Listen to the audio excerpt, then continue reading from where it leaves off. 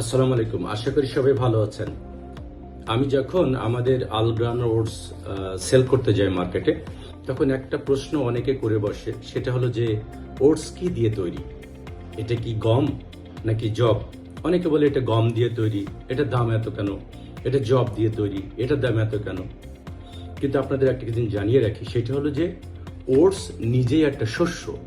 এটা দেখতে অনেকটা গমের মতো, গমের থেকে একটু চিকন, একটু লম্বা।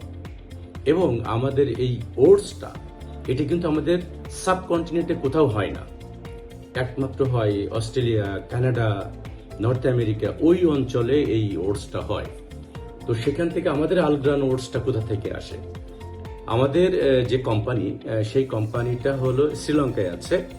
এই কোম্পানিটা তাদের ওটসটা কখনো কানাডা থেকে নিয়ে আসে, কখনো অস্ট্রেলিয়া থেকে নিয়ে আসে। নিয়ে এসে শ্রীলঙ্কায় এটা প্রোডাকশন হয়, সেখান থেকে আমরা বাল্কে নিয়ে আসি। নিয়ে এসে আমাদের ফ্যাক্টরিতে এটা রিপ্যাকিং করি, তারপর আমরা মার্কেটে সেল করি। কাজেই ওটস কিন্তু নিজেই একটা শস্য। ভালো থাকবেন সবাই। আসসালামু আলাইকুম।